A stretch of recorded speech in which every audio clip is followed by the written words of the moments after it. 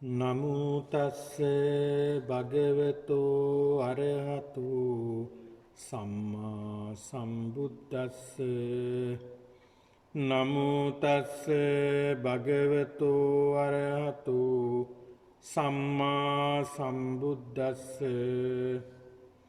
නමෝ තස්ස භගවතෝ අරහතු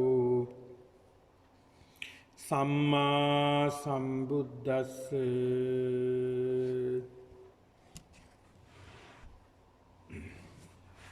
සද්ධා සම්පන්න සත්පුරුෂ පින්නතුනි, අදත් අපි මේ භාවනා වැඩසටහනයි අපි සියලු දෙනාම මේ එකතු වී සිදු කරනු ලබන්නේ. මේ සිකුරාදා දිනේදී ඔබ අප හැම කෙනෙක්ම මේ අකණ්ඩව අපි සිදු කරනු ලබන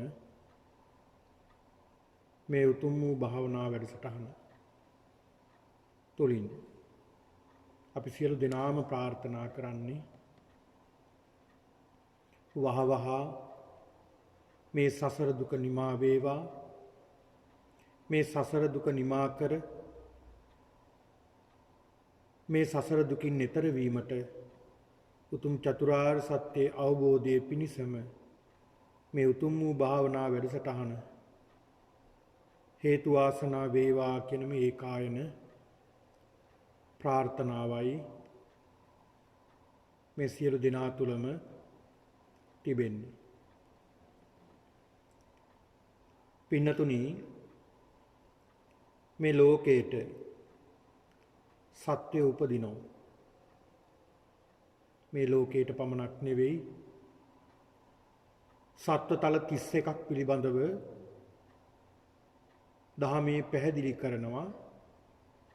ඒ සත්වතල 31 පිළිබඳව මේ පින්නතුන් ඉතා හොඳට මේ ධර්ම ශ්‍රවණය කරලා ඒ පිළිබඳව ඉතාමත් හොඳට දන්නවා.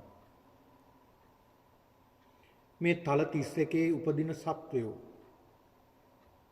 මේ සසර ගමන් කරන සත්වයෝ, සසර ඇවිදින සත්වයෝ.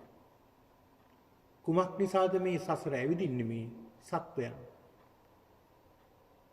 ඒකට හේතුව තමයි අවිද්‍යාව, නොදැනීම, චතුරාර්ය සත්‍ය පිළිබඳව නොයැටහීම, තෘෂ්ණාව. මේ කියන හේතු කාරණා, එහෙම නැත්නම් මේ ආශ්‍රවයන් නිසා, සංස්කාර නිසා අපි නැවත නැවත මේ සසරට එනවා. මේ නැවත නැවත අපි මේ සසරට එනවා විතරක් නෙවෙයි, නැවත නැවත මේ සසරට එනවා, නැවත නැවත දුක් විඳිනවා, නැවත නැවත ලෙඩ වෙනවා, නැවත නැවත වයසට යනවා, නැවත නැවත අපි අඬනවා, නැවත නැවත අපි වැළපෙනවා, නැවත නැවත අතොරක් නැති දුක් විඳිනවා, ශෝක කරනවා, විලාප කියනවා, නොයෙකුත් ලෙඩ රෝග හැදිලා නිතර නිතර අපි වේදනා විඳිනවා, කායික වේදනා විඳිනවා, මානසික වේදනා විඳිනවා,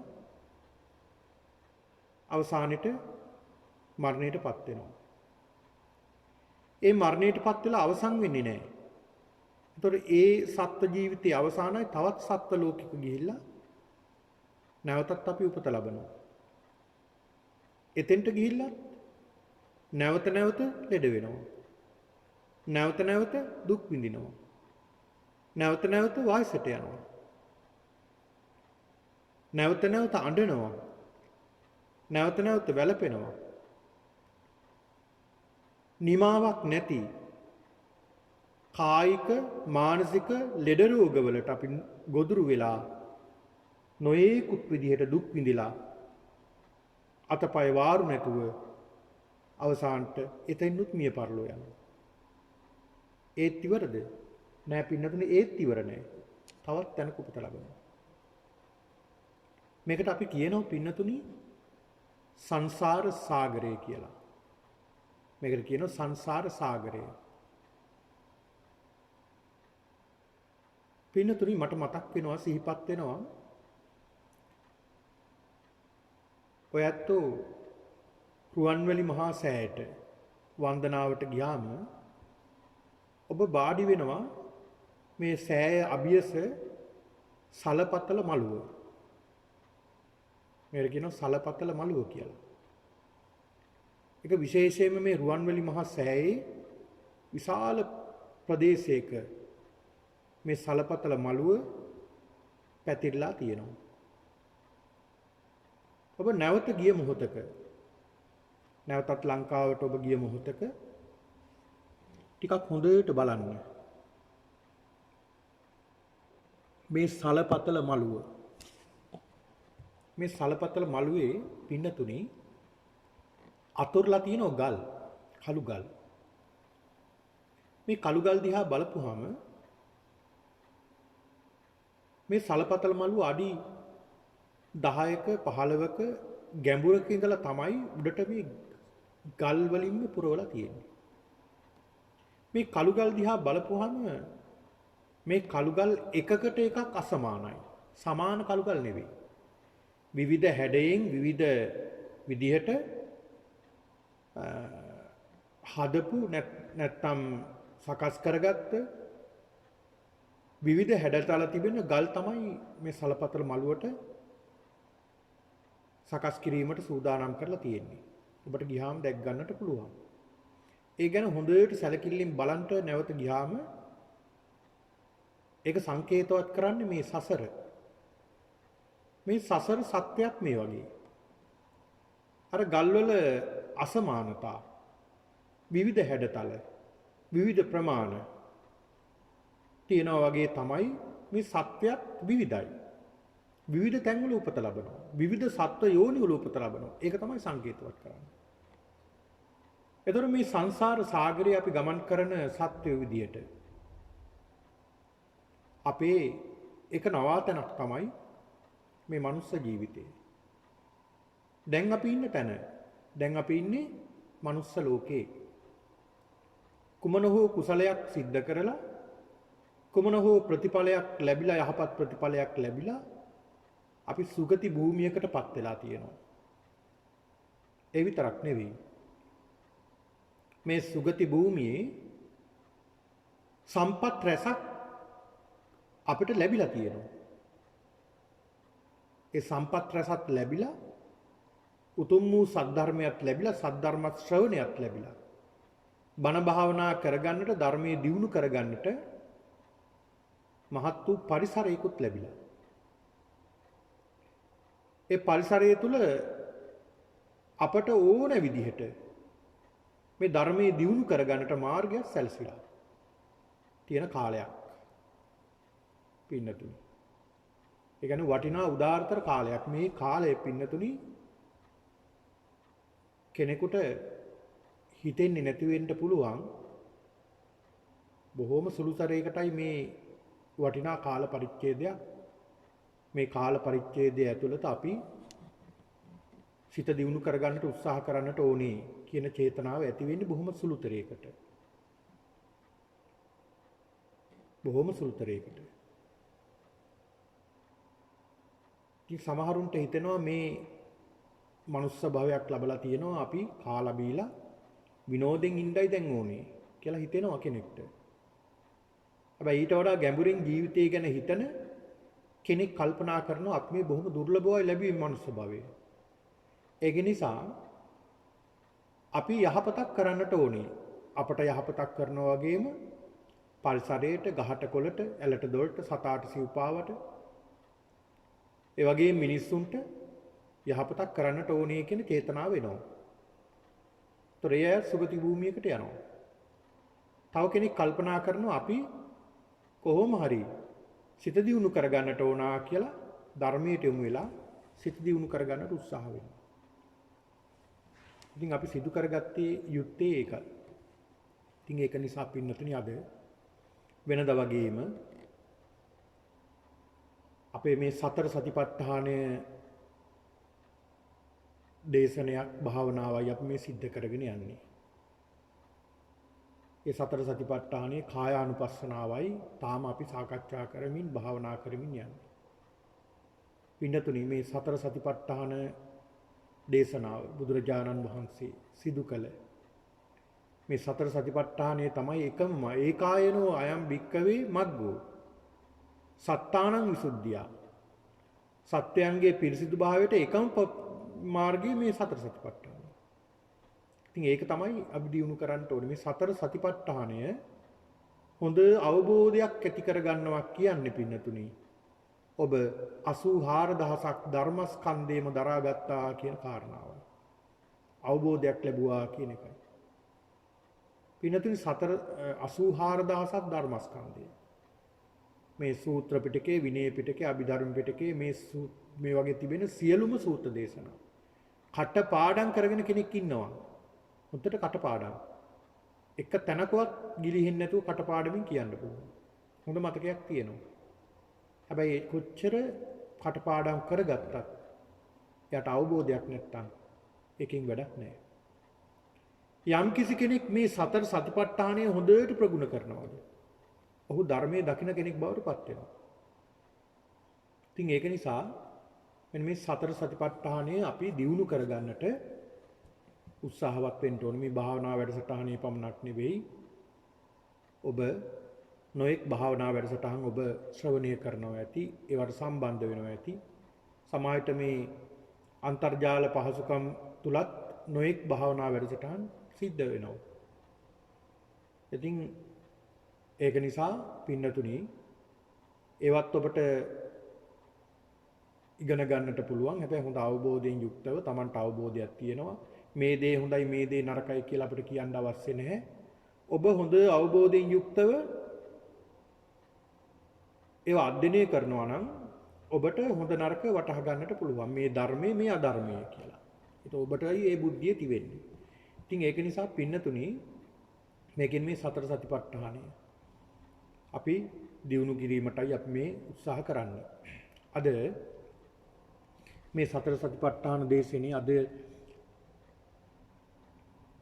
මේ භාවනාවෙත් පින්නතුනි අපි සිද්ධ කරන්නේ ධාතු මනසිකාරයයි මේ භාවනාව තමයි මේ පැහැදිලි කරමින් යන්නේ. මේක ටිකක් සංකීර්ණ, එහෙම නැත්නම් මේක අපිට භාවනා කරන්නට පෙර ආතු අපිට යම්කිසි අවබෝධයක් ලබන්නට ඕන. ඒ අවබෝධයක් ලබාගෙන තමයි මේ භාවනාව කරනකොට හරි ලේසි, පහසුයි. ඒක නිසායි මම මේ පින්නතුළු ඉතාමත් සරලව මේ කරුණු කාරණා පැහැදිලි කිරීමට උත්සාහ කරන්නේ. පින්නතුළු මේ භාවනාවේදී මේ ධාතු මනසිකාර භාවනාවේදී මේ ධාතු පිළිබඳව දකින්නට ඕනේ. ධාතු වල විවිධත්වය, නානත්වය අපි දකින්නට ඕනේ. ඒකයි බුදුහාමුදුරුවෝ පෙන්ලා දුන්නේ. මේක හරි අපහසු කාර්යයක්. බුදුහාමුදුරුවෝ පෙන්ලා දෙනවා පින්නතුණි මේ අචින්තේය සූත්‍රයේදී. අචින්තේය කියන මේ සූත්‍ර දේශනාවේදී බුදුරජාණන් වහන්සේ පෙන්ලා දෙනවා මහණෙනි කරුණු හතරක් තියෙනවා. කාරණා හතරක් තියෙනවා නොසිතිය යුතු කාරණා හතරක්. සාමාන්‍ය පුද්ගලයෙක් සිතන්නට අනවශ්‍ය කාරණා හතරක්. ඒ කියන්නේ ඒක හිතන්න එපා කියන එක නෙවෙයි බුදුහාමුදුරුවෝ අවධාරණය කළේ. ඒකේ තරම් ගැඹුරුයි. ඒක අපේ විෂයට අයිති දෙයක් නෙවෙයි. එහෙම කාරණා හතරක් පිළිබඳව බුදුරජාණන් වහන්සේ පෙන්ලා දීලා තියෙනවා. එකක් තමයි පින්නතුනි බුද්ධ විෂය. මේ කාරණා පිළිබඳව අපිට ගැඹුරින් විස්තර කරන්න, පැහැදිලි කරන්න කාල වේලාව නෙවෙයි. ඒක නිසා ඉතා කෙටියෙන් මේ සඳහන් කරන බුද්ධ විෂය. දැන් බුදුහාමුදුරන්ගේ විෂය පිළිබඳව උන්වහන්සේගේ ප්‍රඥාව, ඒ වගේම උන්වහන්සේගේ මහා කරුණාව, මහා ප්‍රඥාව අපිට හිතන්නට බෑ. හිතලා නිම කරන්නටත් බෑ. එහෙම හිතන්නට ගියොත් අපිට හිතලා ඉවර කරන්නටත් බෑ. සැකමයි මතුවෙන්න ගන්න. මොකද අපේ ප්‍රඥාවට ඒවා ගෝචර නෑ පින්නතුනි. ඒවා අපිට අපේ ප්‍රඥාවට දරා ගන්න බෑ. අපිට ඒ තරමට ගැඹුරුයි කාරණා. බුදු කෙනෙක්ගේ විෂයක් ඒක. දැන් බුදුරජාණන් වහන්සේ ප්‍රඥාව මෙහිමයි. උන්වහන්සේ මේ ප්‍රාතිහාර්ය මෙහිමයි කියලා සඳහන් කරනකොට කෙනෙකුට හිතෙනවා එහෙම දේවල් වෙන්න පුළුවන්ද? යමක මහා ප්‍රාතිහාර්ය බුදුරජාණන් වහන්සේ පෙන්වනකොට මේවා ගැන සඳහන් කරනකොට කෙනෙක් මේවා වැරදි දේවල් එහෙම නැත්නම් මේවා බොරු දේවල් කියලා කෙනෙකුට හිතෙන්නට පුළුවන්. මේවා වෙන්න පුළුවන් දේවල්ද? මෙහෙම දෙයක් වෙන්න පුළුවන්. ශරීරයෙන් එක කොටසකින් ගින්දර එනකොට එක කොටසකින් ජලය එනවා. මේවා වෙන්න පුළුවන් දෙයක්ද? ශරීරයෙන් කොහොමද ගින්දරත් ජලයත් මතු කරන්නේ කියන මේ කාරණා පින්නතුනි. මේ ධාතු මනසිකාර්යයේ ධාතු පිළිබඳව බෙදලා බලපුවාම මේවා අපට අවබෝධ කරගන්න පුළුවන් මේවා වෙන්න පුළුවන් දේවල් කියලා. දැන් යමක මහා ප්‍රාතිහාර්ය කොහොමද සිද්ධ වුනේ? ඒක කොහොමද සිද්ධ කරන්නේ?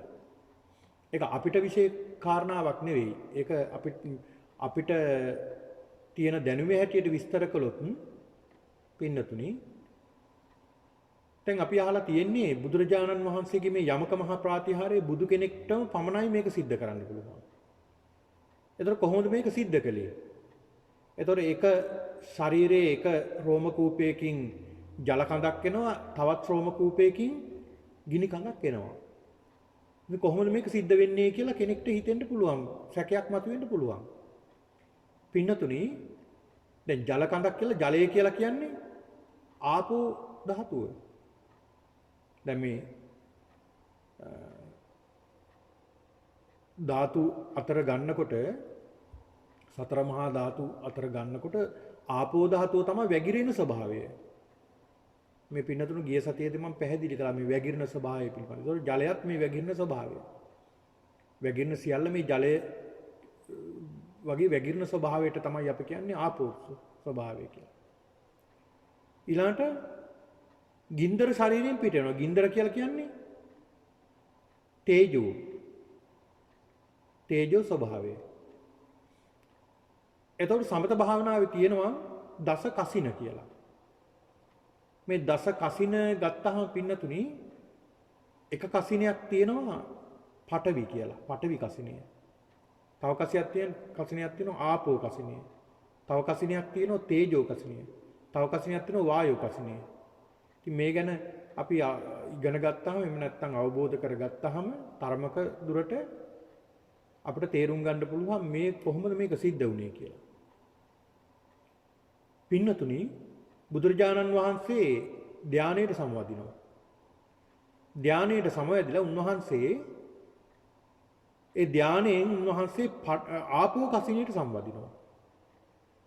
ආපෝ කසිනයට සමවැදලා උන්වහන්සේ නැවතත් ඒ කසිනේ මිදගෙන තේජෝ කසිනයට සමවදිනවා. තේජෝ කසිනයට සමවැදලා ඒකෙන් නැවත ආපෝ කසිනයට සම්බන්ධිනවා. ආපෝ කසිනින් නැවත තේජෝ කසිනයට සම්බන්ධිනවා. එතකොට මෙන්න මේ තේජෝ කසිනියත් ආපෝ කසිනියත් වේගින් මාරු කරමින් උන්වහන්සේ සම්වාදින්නේ. මේකට කියනවා පින්නොත් මේ වශී කරනවා කියලා. දැන් කසින භාවනා කසිනේ වශී කරනවා කියලා කියනවා. මේතර මේක බුදු කෙනෙක්ගේ විෂයක්. මේක අපිට හිතන්නට බෑ. මේකේ කරන වේගය, මේක මාරු වෙන වේගය කොච්චරද කිව්වොත්, ඒ වේගය කොච්චරද කිව්වොත් අපිට පේන්නේ එකවර ජල කඳක් ගිනි කඳක් මතුවෙනවා වගේ. ඒක තමයි ස්වභාවය. දැන් මේ විදුලි බුබුලක බලපුවාම අපිට පේන්නේ දැල්විලා තියෙනවා වගේ. මේකේ ස්වභාවය බලනකොට දණ්ඩින මාරු වීමක් තියෙනවා. අන්න ඒ වගේ දෙයක් මෙතන සිද්ධ වෙන මේ වේගයක්. ඒතර පින්නතුනි මේ සඳහන් කළේ මේ බුද්ධ විෂය අපිට හිතන්නට බෑ. ඒක බුදු කෙනෙක්ගේ විෂයක්. ඊළඟ කාරණාව තමයි පින්නතුනි බුදුරජාණන් වහන්සේ පෙන්වලා දෙනවා ධාන විෂය. දැන් රහතන් වහන්සේලාගේ බුදුරජාණන් වහන්සේගේ පසේ බුදුන් වහන්සේලාගේ ධාන විෂය අපිට ගෝචර නෑ. ඒක ගැන හිතන්න එපා.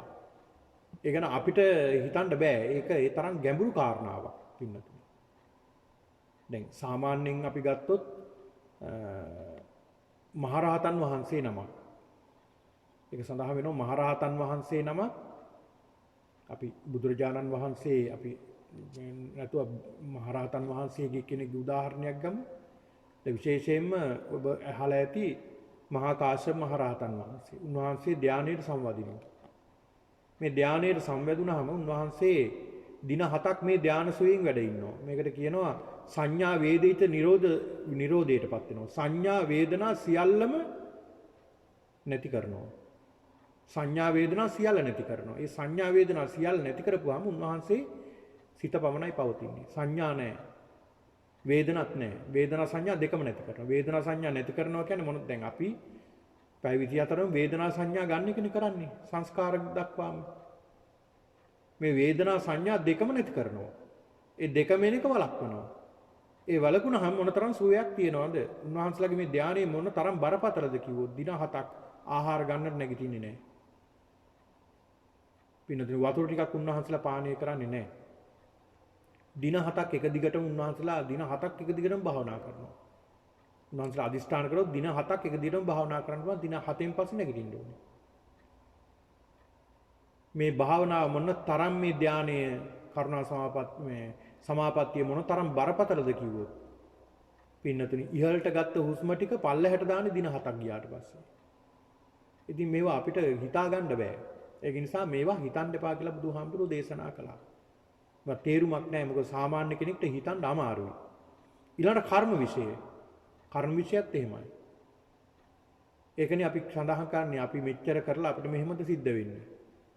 අහවල් කෙනා කරන්නේ පංච දුස්තරිත. හැබැයි එයාට අපූර්වයකට කිසි කරදරයක් නැහැ. අපි එහෙම කියන්නේ අපි මේක දැන දන්නේ නැහැ. අපි මේ ගැන අපිට අවබෝධයක් නැහැ. අපි මෙච්චර දේවල් කරලා පන්සලට මෙච්චර දෙයක් කළා, අපි මෙහෙම දෙයක් කළා, මෙච්චර පින්කම් කළා දැන් කෝ ප්‍රතිඵලය වගේ. දැන් මම ලෙඩ ඇඳේ. දැන් මේ මෙහෙම කරදර වෙලා තියෙන්නේ මට. කියලා තමයි අපි දුක් වෙන්නේ. ඒ කර්මය ගැන හිතනකොට. එහෙම කියනවා අපිට සඳහන් කරලා තියෙනවා. පින්නතුනි හැබැයි අපිට පුබ්බේ නිවාසානුස්මෘති ඥානය ලබා ගන්නට පුළුවන් නම් අපි කල්පනා කරයි. අනේ දෙයියනේ මට මේ මම මෙහෙමවත් ඉන්න එක ඇති මං කරපු දේවල් වලට. මම පෙර සසරේ කරපු දේවල් වලට මෙහෙම හරි ඉන්න එක ලොකු දෙයක්. තව මට උනේ නැහැ කියලා හිතේ. ඔන්න බලන්න. කර්ම විශ්ය ගැනත් බුදුහාමුදුරුවෝ දේශනා කරනවා හිතන්නට එපා ගැඹුරින්. ඒක අපේ විෂයක් නෙවෙයි. ඊළඟ ලෝක විෂය. ලෝකය ගැන ඒ කාරණාවමයි සඳහන් කරන්න තියෙන්නේ.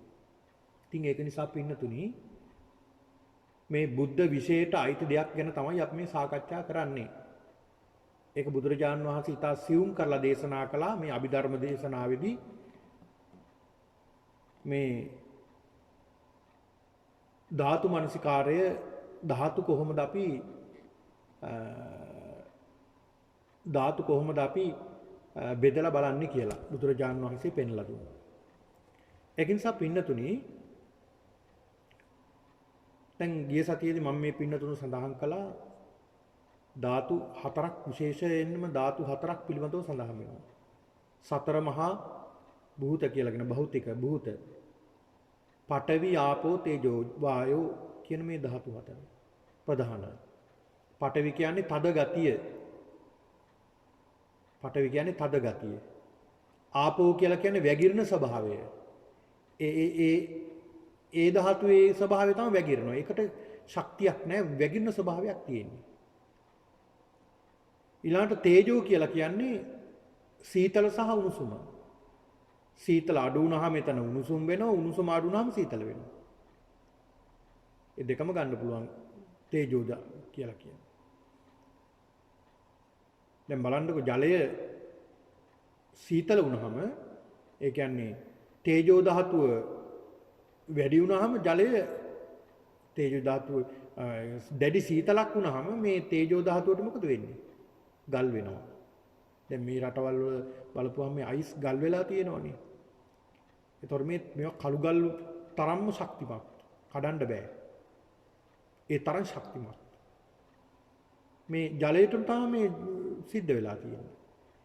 ඒතොර ඒ අයිස් කඳු දැඩිව රත් කළොත් මොකද වෙන්නේ? නැවත ජලයේ බවට පත් වෙනවා. ආපෝ ධාතුව බවට පත් වෙනවා. ඔන්න බලන්න.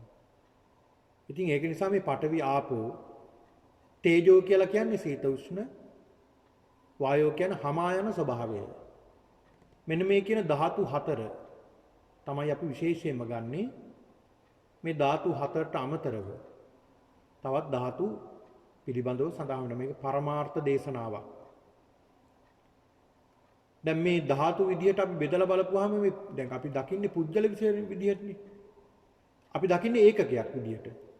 ඒකකයක් කියන්නේ සමස්තයක එකතුවක් විදියට තමයි අපි දකින්නේ. දැන් අපි සියලු දේ දිහා දකින්නේ සමස්තයක එකතුවක්.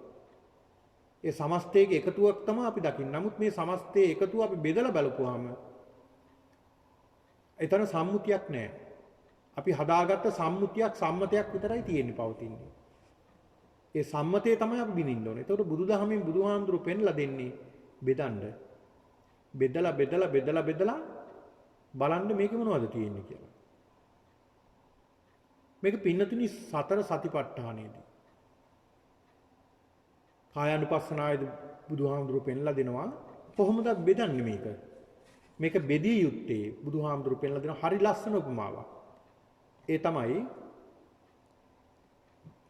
ගව ඝාතකයෙක් හෝ ගවයෝ ඝාතනය කරන පුද්ගලයෙක්. ගව ඝාතකයා කියලානේ ඒ පුද්ගලයාට කියන්නේ. ගව ඝාතකයෙක් හෝ ඔහුගේ අතවැසියෙක්. මේ ගවයෙක් අරගෙන ඇවිල්ලා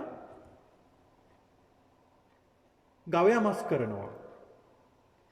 මේ ගවයා මරණයටපත් කළා මස් කරලා හතරමං හන්දියක තියාන විකුණනවා. කොහොමද විකුණන්නේ? පින්නතුනේ මේ පුජ්‍යලයා විකුණන්නේ මේ ගවයාගේ නම කියලා නෙවෙයි. මේ ගවයා ගන්න දෙන්න කියලා නෙවෙයි කියන්නේ. මේ ගව මස් ගන්න දෙන්න කියලා තමයි කියන්නේ. ගවයාගේ මස්. එතකොට අතන ගවයා කියන සම්මුතිය නැති වුණා. දැන් මරණයට පෙර මස් කරන්න පෙර ගවයා. දැන් ගවයාගේ මස්. ඒ ගවයාගේ ශරීරයේ තියෙන කොටස් වෙන් කරනවා මේ පුජ්‍යලයා. වෙන් කරලා එක තැනක තැන් වල ඒ කොටස් තියන විකුණනවා. දැන් ගවයාගේ හැම අවශ්‍ය කෙනෙක් ඇවිල්ලා ගවයාගේ හැම අයිල්ලන්නේ මේ ගව හැම තියනවද ගන්න. ඒතකොට අර ගවයාගේ හැම තමයි අයිල්ලන්නේ. ඒතකොට ගවයා නෙමෙයි එතන. හැම. මස් ගන්නා ඒ මස් ගන්නවා. ඒ සතාගේ සමහර විට ඔය ශරීරයේ අස්ති තියෙනවා. ඒ අස්ති සමහරු ගන්නවා. ඒතර ගව ඇට තියෙනවද? ගවයාගේ අස්ති තියෙනවද කියලා තමයි අහන්නේ. ඒතර මේ ගවයෙක් කොහොමද හතරමං හන්දියක තියන්නේ විකුණන්නේ? කෑලි කරලා මේ ගවයාගේ පීකුදු ගන්නවා. ඒ පීකුදු ගන්නවා ඉල්ලන්නේ එහෙම. ඒතර අර ගවයා කියන සම්මුතිය නැහැ. අන්න ඒ වගේ මේ ශරීරයේ කොටස් දිහා බලන්න කියලා බුදුහාමුදුරු පෙන්ලා දුන්නා. ඒතර පින්නතුණි මේ ගැන සඳහන් කරනකොට මේ පඨවි ආපෝ තේජෝ වායෝ මේ සතර ධාතු නිසා තවත් ධාතු ටිකක් ඇති වෙනවා. ඒ තමයි වර්ණයක් ඇති වෙලා තියෙනවා එකකින්. ගන්ධ ඒ කියන්නේ ගඳ සුවඳක් ඇති වෙලා තියෙනවා. රසයක් තියෙනවා. ඕජාවක් තියෙනවා. මේ කියන රූප කලාපයක. එතකොට මේ රූප කලාපය තමයි බෙදලා බෙදන්න බැරි අවසානම කොටස තමයි රූප කලාපය. මෙන්න මේ එක රූප කලාපයක් මේක අපේ පියවිය හැට බලන්න බෑ. ඉතාමත් සියුම්. අර න්‍යෂ්ටියටත් වඩා සියුම්. එතකොට මෙන්න මේ කියන රූප කලාපයක තමයි මේ පවතින කාරණා. මේ පඨවි ආපෝ තේජෝ වායෝ වර්ණ ගන්ධ රස ඕජා. ඊට අමතරව තව එකක් පවතිනවා. ඒ තමයි පරිච්ඡේද අවකාශය. පරිච්ඡේද නැත්නම් අවකාශය. ආකාශය කියලා මේකට කියනවා. ඒ කියන්නේ ධාතුවකින් ධාතුවක් වෙන් කරන සීමාව. අතිශය සියුම්. එතකොට මේ කියන අපි මේ ගැන අපි ගමුකෝ සතර මහා භූත කියලා. පඨවි ආපෝ තේජෝ වායෝ. මෙන්න මේ කියන සතර මහා භූත වලින් හැදුණු මේ රූප කලාපය. මේ සතර මහා භූත වලින් හැදුණු රූප කලාපක් පින්නතුනි. ඒ රූප කලාපයක ආයුෂ. ඒක වේගය මොන තරම්ද කියලා සඳහන් වෙනවා. රූප කලාපයක වේගය ඊටමත් වේගවත්. මේ ගැන සඳහන් කරනවා නම් පින්නතුනි මේක අපිට හිතා ගන්නට බෑ මේ කොච්චර වේගයෙන් වෙනස් වෙනවද කියලා. කොච්චර වේගවත්ද කියලා. මේ කොච්චර වේගයෙන් මේ රූප කලාප විනාශ වෙනවද විනාශ වෙනවද? දැන් මේ රූප කලාපයක් පවතින කාලය තමයි පින්නතුනි චිත්තක්ෂණයක්. તો චිත්තක්ෂණයක් කියන කාරණාව අපිට හිතා ගන්නටත් බෑ.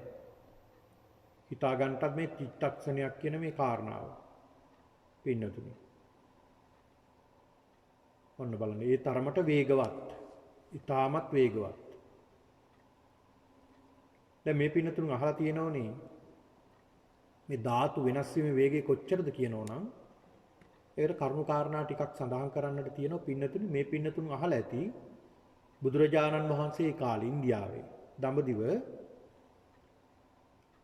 බන්දුල කියලා සේනාධිපතියෙක් හිටියා. මේ බන්දුල කියන සේනාපතියා. මේ බන්දුල සේනාධිපතියා පින්නතුනි ඔය සඳහන් කරනවා දඹදිව බුද්ධ කාලයේදී මහා සටන්කාමියෝ 3 දෙනෙක් ඉඳලා තියෙනවා. ඒ අයත් එක්කලා සටන් කරන්න බෑ. හරි අමාරුයි. මේ මහා සටන්කාමියෝ 3 දෙනා අතරින් එක්කෙනෙක් තමයි මේ කියන බන්දුල සේනාධිපතියා. ඔය සඳහන් කරනවානේ යම් කිසි ගැටලුවක් ඇති වෙලා ලිච්ඡවීන් ළඟට තමයි ගියා කියන්නේ. ලිච්ඡවීන්ගේ මහලී කියන ලිච්ඡවි. ඔහු පස් කාලයක අන්ධ වුණා. ඔහු එක්කෙනෙක් සටන්කාමියෙක්. අර 3 දෙනා අතරින් එක්කෙනෙක්. බන්දුල කියන මේ සේනාපතියා ගිහිල්ලා තමන්ගේ දේවියත් එක්කලා ගිහිල්ලා රතෙන් තමයි යන්නේ. ගිහිල්ලා අභියෝග කරනවා. පුළුවන් නම් මාව අල්ලගනි මෙන්න ආවා කියලා. ඒ අභියෝග කරලා මේ බන්දුල සේනාපතියයි ඔහුගේ බිරිඳ මල්ලිකා මේ දෙන්නම රතෙන් එනවා. මේ ඇවිල්ලා අභියෝග කරලා ගියා කියන ආරංචියට 500ක් ලිච්ඡවි කුමාරවරු වෙනවා. 500ක් එනවා පිටිපස්සෙන් හඹාගෙන. ඔහු විනාශ කරන්න.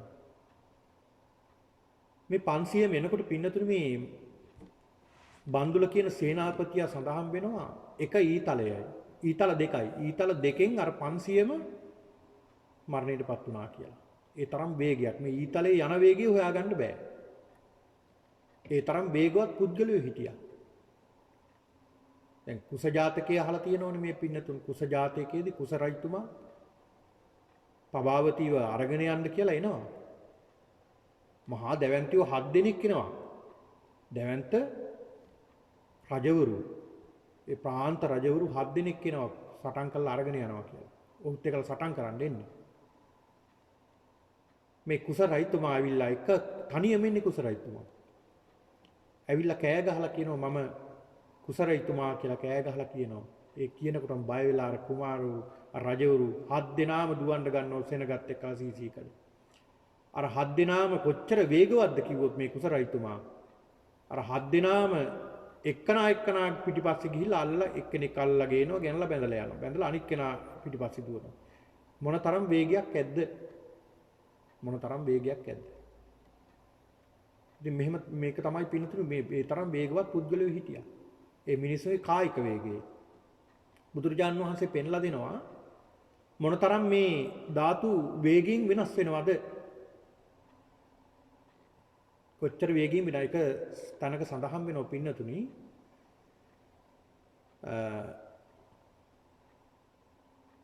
හොඳ දක්ෂ දුනු ආයු 4 දිනක්. හොඳ දක්ෂ දුනු ආයු 4 දිනක්.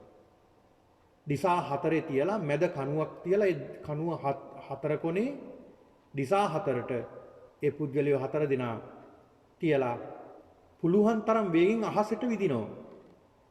පුළුවන් තරම් වේගෙන් අහසට විදිනවා 4 දෙනාම එකපාර. මැද එක්තරා පුද්ගලයෙක් ඉන්නවා. මේ කණුව මැද එක්තරා පුද්ගලයෙක් ඉන්නවා. මේක සඳහන් වෙන්නේ පින්නතුනි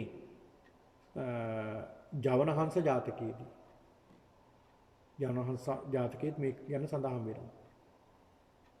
ඒ 4 දෙනා විදිනකොට මේ හංසයා මොනතරම් වේගවත්ද? වේගින් පියාඹනවද කිව්වොත් අර ඊතල 4ම එකපාර විදිනකොට එක ඊතලේ තමයි අරන් ඇවිල්ලා ගෙනල්ලා තියලා අනික් එක ගේන්න යන්නේ. ඒ තරම් වේගවත් කියනවා. ඒ තරම් වේගවත්. එතකොට ඊට වඩා වේගයක් තියෙනවා කියලා සඳහන් වෙනවා. පින්නතුනි ඊට වඩා වේගවත් කියලා සඳහන් වෙනවා. මේ මහා පෘථුවියේ වේගය. පෘථුවිය කැරකෙනවා ඊට වඩා වේගය. ඊටමත් වේගෙන් කැරකෙනවා මේ පෘථුවිය. අපිට තේරෙන්නේ නැහැ. නමුත් වේගවත්. අපිට තේරෙන්නේ නැහැ. නමුත් මේ ඊටමත් වේගෙන් කැරකෙනවා. ඊට වඩා වේගවත් කියලා සඳහන් වෙන පෘථිවියට අධිග්‍රහිත දෙවි කෙනෙක් ඉන්නවා. ඒ දෙවියන්ගේ වේගය. ඊටත් වඩා වේගවත් කියලා සඳහන් වෙනවා පින්නතුනි චන්ද්‍රයාගේ වේගය. සඳ කැරකෙනවා ඊටත් වඩා වේගෙන්. දැන් හඳ මොනතරම් වේගෙන් කැරකෙනවද කිව්වොත් පින්නතුනි අපිට අවුරුද්දට මාස 12ක්ම අපිට මේ හඳ දකින්න ලැබෙනවනේ. තමන්ගේ වටේත් කැරකෙන ගමන් පෘථිවිය වටේත් කැරකෙනවා. ඊට වඩා වේගවත් කියලා සඳහන් වෙන මේ සඳේ අධිග්‍රහිත දෙවි කෙනෙක් ඉන්නවා. ඒ දෙවියන්. ඒ වේගය. ඊටත් වඩා වේගවත් කියලා සඳහන් වෙන සූර්යාගේ වේගය. පින්නතුනි ඊටත් වඩා වේගයක් කියනවා සූර්යාගේ වේගය. එහෙනම් මේ සූර්යාගේ වේගය ගැන අපිට හිතා ගන්න බෑ මොන තරම් වේගවත්ද. ඒතර ඊටත් වඩා වේගෙන් ගමන් කරන එකක් තියෙනවා. ඒ තමයි මේ සත්‍යයාගේ ධාතු විනාශ වෙන එක. මරණයටපත් වෙන විනාශ වෙන එක මේ ධාතු. ඒ තරම් වේගවත්. මේකට කියනවා චිත්තක්ෂණයක්. චිත්තක්ෂණයක් පාසා විනාශ වෙනවා මේ ශරීරය. මේ රූප කලාව අපිට පේන්නේ නැහැ. අපිට පේන්නේ ඒ තරමට වේගවත්. ඒ තරමට වේගවත් මේ ධාතු වෙනස් වෙනවා විනාශ වෙනවා. මේ කියන මේ චිත්තක්ෂණයක් තුල මේ උපදින ධාතුවකක් පින්නතුනි ලක්ෂණ තුනක් තියෙනවා. ලක්ෂණ තුනක් තියෙනවා. ඒ තමයි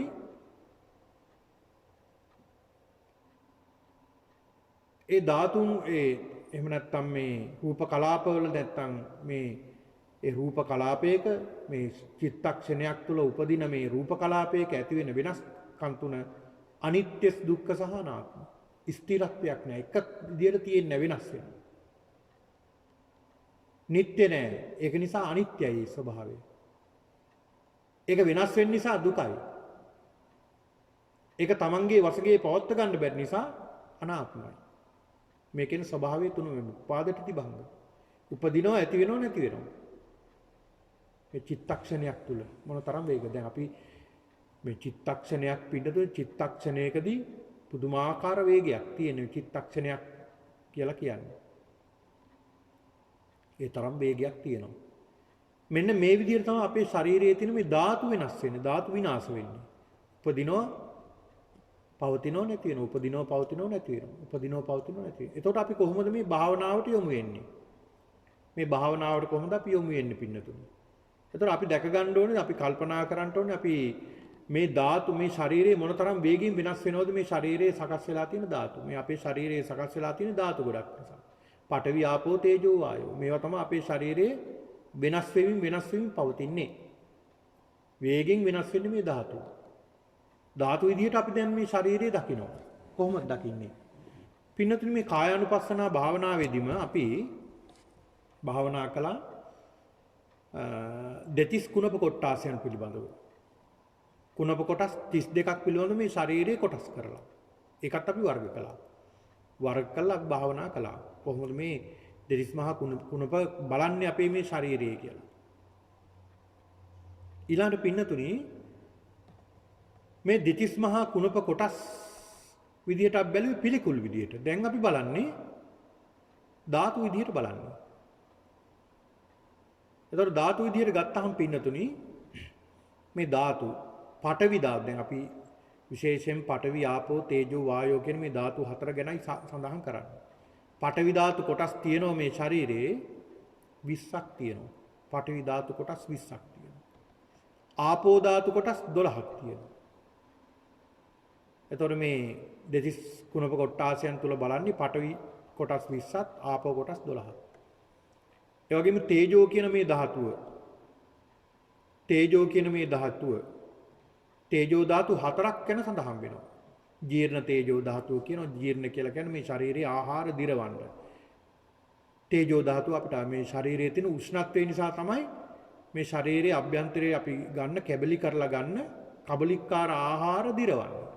ගන්න ආහාර දිරවන්නේ කුමක් නිසාද? මේ ශරීරයේ තියෙන උණුසුම නිසා. එතකොට මේ තේජෝ ධාතුවත් එක එක කොටස් හතරකට වෙන් වෙනවා. ජීර්ණ තේජෝ ධාතුව කියනවා. ඊළඟ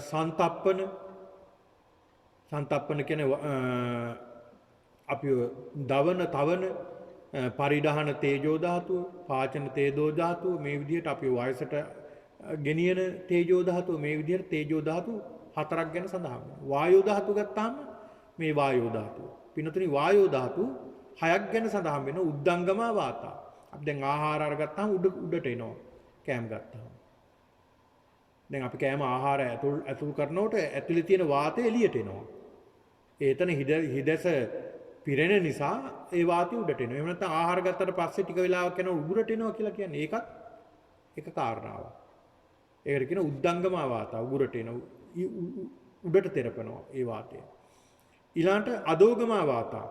ඊළාට අපිට පල්ලහැට තෙරපන අපේ බඩවැල් අතරින් පල්ලහැට තෙරපන වාතය අදෝගම වාතා කියලා. ඊළාට අංගමංග ගානුසාරණෝ වාතා. මේ අත්පය එහා මෙහා කරන්න අපිට අවශ්‍ය වෙන්නේ මේ ඒත් වායෝ ධාතුව. මේ වායෝ ධාතුව තමයි ඒකතන ක්‍රියාත්මක වෙන්නේ. ඒකට කියන අංගමංගානුසාරණෝ වාතා. ඊළඟ කුච්චිසය වාතා. ශරීරේ පිහිටලා තියෙන කුසේ වාතය. ඒකට කියන කුච්චිසය වාතා කියලා. ඊළඟ ශරීරේ ගමන් කරන සවස් වායුවක්. ඊළඟ පින්නතුනි ආස්වාස ප්‍රස්වාස වාතා කියලා සඳහන් වෙනවා. මේ ආස්වාස ප්‍රස්වාස කරන්න අපිට අවශ්‍ය වෙන්නේ ඒ වාතය. මේ වාතයත් කොටස් 6කට බෙදෙනවා වායෝ ධාතුව. මෙහෙමයි මේක සඳහන් වෙන්නේ.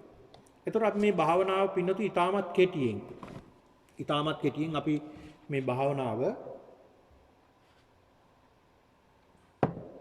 ඊටා කෙටි මොහොතකදී අපි සිද්ධ කරනවා කොහොමද සිද්ධ කරන්න කියලා. එතකොට මම මේ පින්නතුන්ට පැහැදිලි කරන්නම්. අපි ගමු මේ හිසේ තියෙන කෙස් පින්නතුන් පිළිකුල් විදියටයි පෙර දැක්කේ. දැන් අපි මේ හිසේ කෙස් ටික දකින්නේ පිළිකුල් විදියට නෙමෙයි. කොහොමද අපි දකින්නේ? අපි දකින්නේ ධාතු විදියට. දැන් කෙස් කියලා කියන්නේ ඝන ස්වභාවයෙන් යුක්ත දෙයක්. තද ස්වභාවයෙන් යුක්ත දෙයක්. මේක අපිට කෙස් සොදක් අල්ල බැලුවට ඝන ස්වභාවයක් තේරෙන්නේ. නමුත් ඒකේ තියෙන්නේ ඝන ස්වභාවයක්. මේ කෙස් වැටි ඔක්කොම අල්ල බැලුවොත් අපිට තේරෙනවා ඝන ස්වභාවයක් තියෙන්නේ. වැగిරෙන ස්වභාවයක් නෙමෙයි ඝන ස්වභාවයක්. තද ස්වභාවයක්. එතකොට මේකට කියනවා අපි පඨවි ධාතුව. එතකොට පඨවි ධාතුව වලින් තමයි මේ කෙස් හැදිලා තියෙන්නේ. පඨවි ධාතු කොටස් වලින් තමයි හැදිලා තියෙන්නේ. පඨවි ධාතු කොටස් කියලා සඳහන් කළේ පිනේ තනිකරම පඨවි ධාතු නෙමෙයි. අර රූප කලාපයක අයිති වෙන වැඩිපුර පඨවි තියෙන කොටස් වලින්. එතකොට මේ කෙස් වල තියෙන්නේ වැඩිපුර පඨවි. 99%ක්ම පඨවි ධාතුව. ආපෝ තේජෝ වායෝ කියන මේ ධාතු තියෙනවා. ඒවා බොහෝම ස්වල්ප වශයෙන්. වැඩිපුර තියෙන්නේ පඨවි ධාතුව. එතකොට කොහොමද අපි මේ දකින්නේ මේ හිසේ කෙස් පිළිබඳව කොහොමද දකින්නේ? පින්නතුනි අපි ඊටමත් කෙටි වේලාවක් අපි මේක මම කියලා දෙන්නම් කොහොමද මේ භාවනාව සිද්ධ කරන්න කියලා. අපි ඉස්සරහටත් ටික මේ භාවනාව දියුණු කරනවා. එතකොට පින්නතුනි කොහොමද සිද්ධ කරන්නේ කියලා මම මේ පින්නතුණු පැහැදිලි කරලා දෙන්නම්. ඔබ හොමම දැස් පියාගෙන මේ භාවනාව සිද්ධ කරන විදිහට මම මේ කියන කාරණා පිළිබඳව හොඳට මෙනෙහි කරන්න. හොඳට මෙනෙහි කරලා ඊටමත් කෙටි වේලාවක් මම මේ භාවනාව සිද්ධ කරන්නේ කොහොමද කියලා මේ පින්නතුන්ට පැහැදිලි කරන්නම්. භාවනාව කරන ගමන්ම ඔබට පැහැදිලි වෙයි. ඒ නිසා ඔබ භාවනා සිද්ධ කිරීමට සූදානම් වෙන්න. දැස් පියාගෙන හොඳට හිත එකඟ කරගෙන මේ භාවනාවට සූදානම් වෙන්න.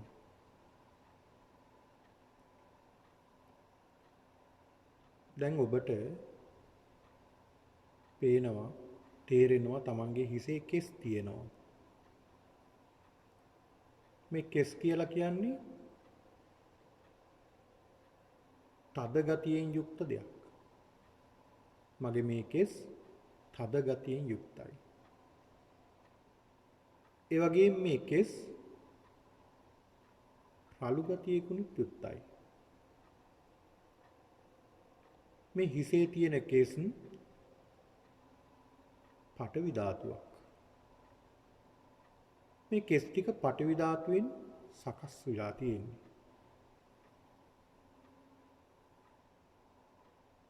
මේ කෙස් පඨවි ස්වභාවයෙන් යුක්තයි. මේ කෙස් ටික පඨවි ස්වභාවයේ වැඩි මේ කෙස් වල.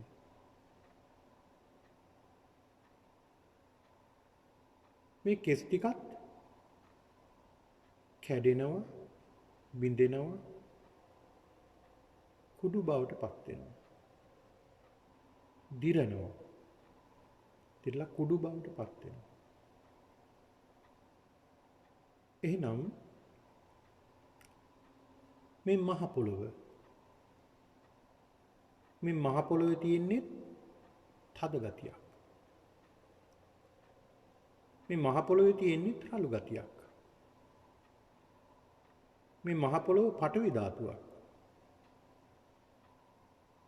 මහ පොළොව කියන්නේ පඨවි ධාතුවෙන් සකස් වෙච්ච දෙයක්. මහ පොළොවේ පඨවි ස්වභාවය වැඩි. එහෙනම් මගේ මේ හිසේ තියෙන කෙස් පඨවි ධාතුවක්. මගේ හිසේ තියෙන කෙස් තද ගතියෙන් යුක්තයි. මහ පොළොවත් තද ගතියෙන් යුක්තයි. හිසේ තියෙන කෙස් රළු ගතියෙන් යුක්තයි. මහ පොළොවත් රළු ගතියෙන් යුක්තයි. මේ කෙස් ටික පඨවි ධාතුවෙන් හැදිලා තියෙන්නේ. මහ පොළොවත් පඨවි ධාතුවෙන් හැදිලා තියෙන්නේ. හිසේ තියෙන කෙස් පඨවි ධාතුවෙන්මයි සකස් වෙලා තියෙන්නේ. ඒතර මේ මහ පොළොවත් පඨවි ධාතුවෙන් සකස් වෙලා තියෙන්නේ. මේ කෙස් ටික පඨවි ස්වභාවයෙන් යුක්තයි. මහ පොළොවත් පඨවි ධාතුවෙන් යුක්තයි. මේ කෙස් වල වැඩිපුර තියෙන්නේ පඨවි ස්වභාවය. මහ පොළොවේ තියෙන්නේ වැඩිපුර පඨවි ස්වභාවයමයි. ඒතර මේ කෙස් ටික කැඩිලා බිඳිලා දිරලා කුඩු බවට පත් වෙනවා. මහ පොළොවට පස් වෙනවා. එහෙනම් මේ කෙසුත් මහ පොළොවත් සමාන වෙනවා. මේ එහෙනම් මේ කෙස් ටික මම නෙමෙයි, මගේ නෙමෙයි, මගේ ආත්මය නෙමෙයි. අනිත්‍යයි, දුකයි, අනාත්මයි. මගේ මේ ශරීරේ ලෝම පිහිටලා තියෙනවා. මේ මගේ ශරීරයේ තියෙන මේ ලෝම තද ගතියෙන් යුක්තයි. මේ මහ පොළොවත් තද ගතියෙන් යුක්තයි. ශරීරයේ තියෙන ලෝම රළු ගතියෙන් යුක්තයි. මහ පොළොවත් රළු ගතියෙන් යුක්තයි.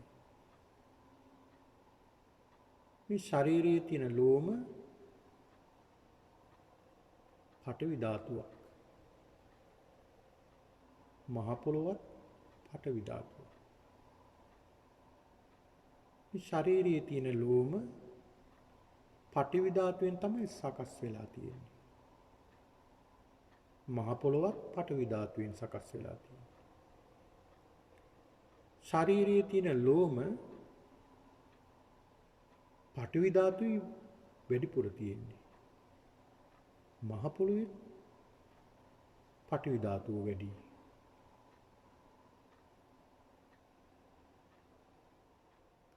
මේ ශරීරයේ තියෙන ලෝම දිරලා කැඩිලා බිඳිලා කුඩු බවට පත් වෙලා මහ පොළොවට පස් වෙලා යනවා.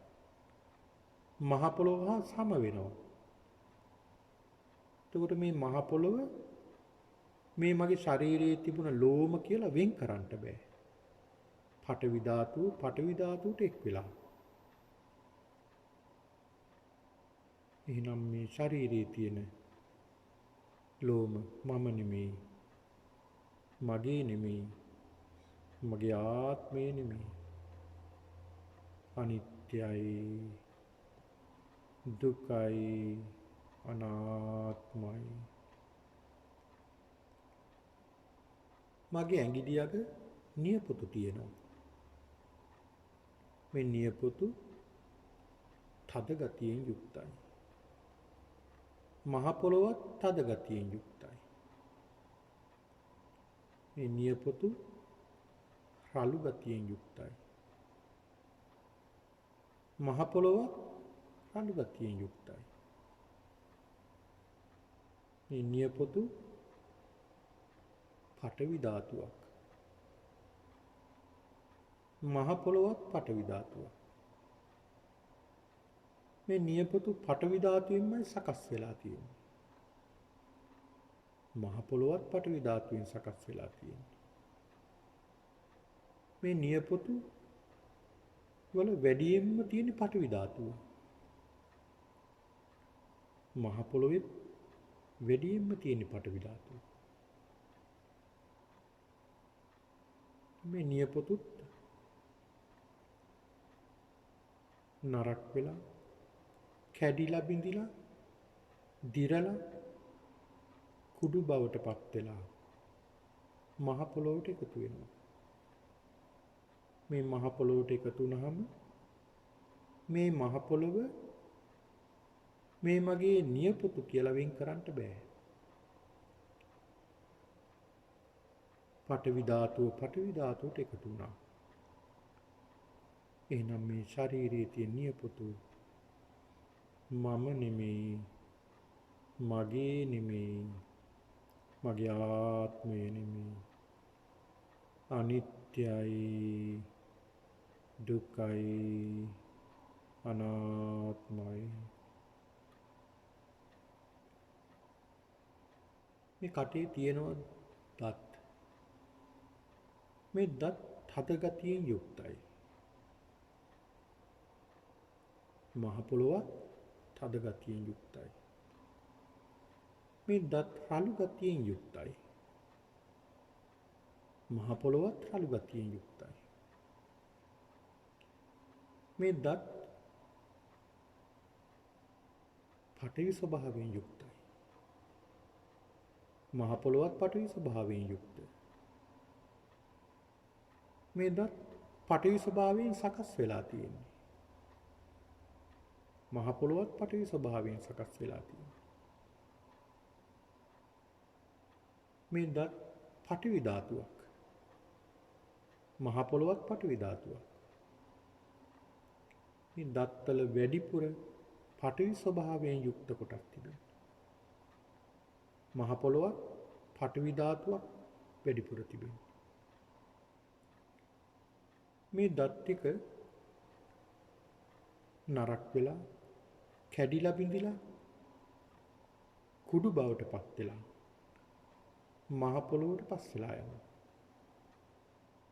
මහ පොළොවට පස් වෙලා ගියාම මේ මහ පොළොව මේ මගේ කටේ තිබුණ දත් කියලා මට වෙන් කරන්න බෑ. පඨවියට එකතු වෙලා මහ පොළොවට එකතු වෙලා පඨවි ස්වභාවයට එකතු වෙලා. එහෙනම් මේ ශරීරය මම නෙමෙයි, මගේ නෙමෙයි, මගේ ආත්මය නෙමෙයි. අනිත්‍යයි, දුකයි, අනාත්මයි. මේ ශරීරයේ පුරාම හම තිබෙනවා. මගේ මේ හම තද ගතියකින් යුක්තයි. මහ පොළොවත් තද ගතියකින් යුක්තයි. මේ හම රළු ගතියකින් යුක්තයි. මහ පොළොවත් රළු ගතියකින් යුක්තයි. මේ හම පඨවි ධාතුවකින් සකස් වෙලා තියෙනවා. මහ පොළොවත් පඨවි ධාතුවකින් සකස් වෙලා තියෙනවා. මේ හැම වැඩිපුර පඨවි ධාතුවෙන් සකස් වෙලා තියෙනවා. මහ පොළොවත් පඨවි ධාතුයි සකස් වෙලා තිබෙනවා. මේ හැමත් කුණු වෙලා නරක් වෙලා දි รา වටපත් වෙලා මහ පොළොවට පස් වෙලා යනවා. මහ පොළොවට පස් වෙලා ගියාම මේ මහ පොළොව මේ මගේ පෙර තිබුණ හැම කියලා වෙන් කරන්න බෑ. පඨවි ධාතුවක් පඨවි ධාතුවට එකතු වෙලා. එහෙනම් මේ මගේ ශරීරය මම නෙමෙයි, මගේ නෙමෙයි, මගේ ආත්මය නෙමෙයි, අනිත්‍යයි, දුක්ඛයි, අනාත්මයි. හොඳයි පින්නතුනි, මෙන්න මේ ආකාරයට තමයි අපි මේ ශරීරයේ කොටස් තියා ධාතු ලෙස බලන්නේ අපි. අපි නිතරම බලන්න ඕනේ මේ මහ පොළොවටම සම කරලා. දැන් අපි මේ පඨවි ධාතුව පිළිබඳවයි මේ භාවනා කළේ. ඒතකොට මේ පඨවි ධාතුව අපි ගලපන්න ඕනේ මහ පොළොවට. මොකද මේ සියල්ල අවසන් වෙන්නේ මහ පොළොවෙන්. කියන්නේ මහ පොළොව මේ පඨවි ස්වභාවයකින් යුක්ත දේ තමයි මහ පොළොව.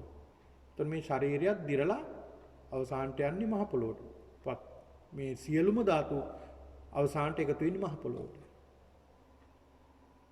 ඉතින් ඒක නිසා මහ පොළොවට සම කරන්න ඕනේ.